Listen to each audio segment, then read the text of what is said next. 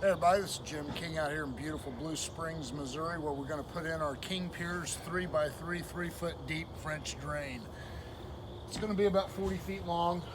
These people are getting water in the basement, infiltration through a wall crack or something, or under the, groundwater. So our water track system has yet to fail us. We've probably put in my lifetime, probably 50 or 60 of them, but it's a 3x3 trench, 3-foot deep, with clean rock, petromat, pipe, run to a pop-up valve. So I don't think they'll have any more problems. So stay tuned as we get this done.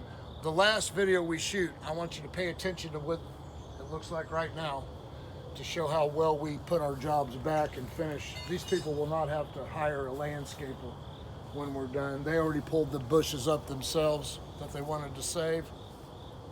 But we will put this back. It'll look so much nicer when we're done.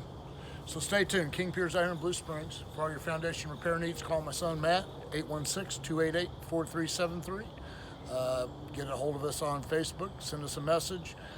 Last but not least, our YouTube channel is very important to us. We'd appreciate it if you get on there and give us a like, share, and subscribe.